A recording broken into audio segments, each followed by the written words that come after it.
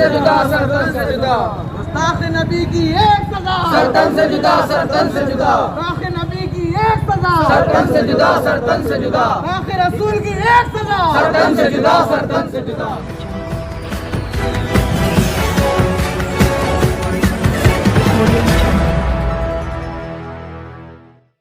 शायद सरकार ने एक विशेष समुदाय को निशाना बनाने के लिए अनुमति आतंकियों को दे रखी। नमस्कार, आप देख रहे हैं खबर बुलंद भारत।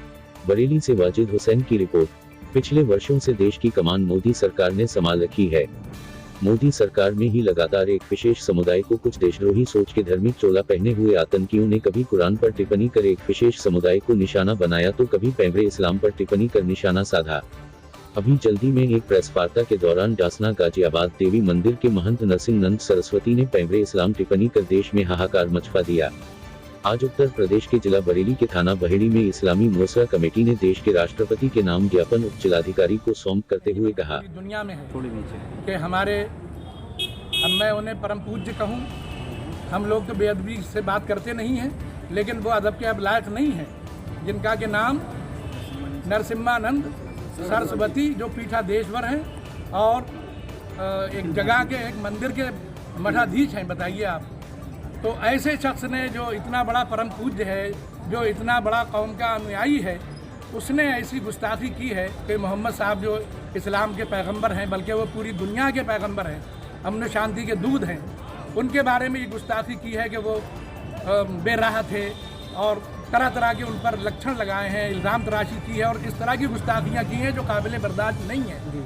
आप बताइए कि हम और आप इस हिंदुस्तान में रहते हैं कि जहाँ तरह तरह के मज़ाहिब हैं, तरह तरह की कौमें हैं, हम मिलजुल कर रहते हैं यहाँ भाईचारे से, अमन शांति के साथ। हिंदू अपने हिसाब से पूजा पाठ करते हैं, मुसलमान अपने हिसाब से अपनी नमाज़ें मस्जिदों में पढ़ते हैं और यही हमारा संविधान कहता है, जो बाबा डॉक्टर भीमराव अम्बेडकर जी ने बनाया है और जो तमाम हिंदुस्तान में लागू है और जिस पर हम यकीन रखते हैं और हमारे तमाम वो जो यहाँ क़यादत करते हैं उसकी ओथ लेते हैं, उसकी कसम खाते हैं। आखिर वो बाबा जी को न संविधान याद है और न हिंदुस्तान की परंपरा याद है, न यहाँ की अमन शांति उन्हें बर्दाश्त है। आखिर वो क्या चाहते हैं?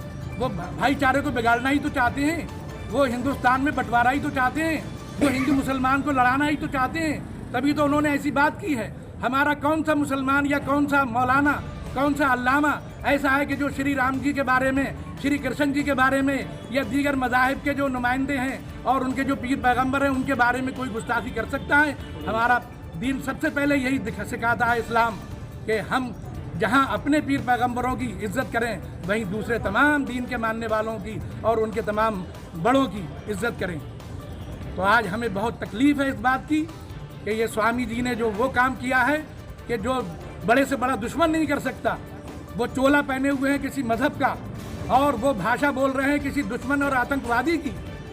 ये क्या उन्हें ज़ेब देता है? इसलिए घोर निंदनीय है हिंदू मुसलमान को और बल्कि सिख ईसाई तमाम बिरादरान वतन को इसकी निंदा करना चाहिए और निंदा ही नहीं करना चाहिए, बल्कि हम प्रशासन से यही कहेंगे और हमने एहतजाज यही किया है। पूरे हिंदुस्तान में इसी बात पर एहतजाज हो रहा है कि उन्हें गिरफ्तार करके वो दफ़ाएं लगाई जाएं कि जो पीर पैगंबरों की शान में गुस्ताखी करने वालों की लगाई जाती हैं और उसकी एक ही सज़ा है कि उन्हें फांसी दी जाए या सरतन से जुदा करा जाए। क्या भला ऐसे पीर पैगंबर की शान में गुस्ताखी करके कोई हिंदुस्तान में कैसे रह सकता है? गुस्ताख रसूल की एक सजा, सरतन से जुदा, सरतन से जुदा। गुस्ताख रसूल की एक सजा, सरतन से जुदा, सरतन से ये वो जुदा। तमाम बहेड़ी के अइम्मा किराम हैं जो मसाजिद में इमामत करते हैं, नमाजें पढ़ाते हैं और वो उलमा हैं, वो मशाइख हैं, यानी जो कौम की पूरी क्रीम है और ये वो बेचैनी का इजहार कर रही है। यूँ तो और लोगों ने भी मेमोरेंडम दिए हैं अपने तौर पर, चूँकि इस वक्त दफ़ा 44 का भी निफाज है, लेकिन हम देख रहे हैं कि इतना मौका दिया हमारे एसडीएम साहब ने, हम उनके आभारी हैं कि हमें अपनी बात कहने का और मेमोरेंडम लेने का और आगे तक बढ़ाने का और इस पर अमल कराने का उन्होंने वायदा किया है। इसीलिए हम उनको धन्यवाद देते हैं और हम यही गुजारिश करेंगे उनसे बार बार, और अगर अमल नहीं हुआ और हमारे मेमोरेंडम देने पर इस एहतजाज को कबूल नहीं किया गया और जिलाधिकारी महोदय द्वारा बात आगे तक नहीं पेश की गई और उन दफ़ात के तहत जो उन पर वाजिब होती हैं और लागू होती हैं, अगर नहीं किया गया ये काम, तो आगे प्रदर्शन होगा, आगे लोग सड़कों पर निकलेंगे, तो धरना प्रदर्शन करेंगे और हम जब तक उनकी सज़ा नहीं हो जाती, हम जब तक खामोश नहीं बैठेंगे। इसलिए इस पर अमल किया जाए और अमन शांति को बहाल रखा जाए और जो संविधान कहता है उसके तहत सजा दी जाए।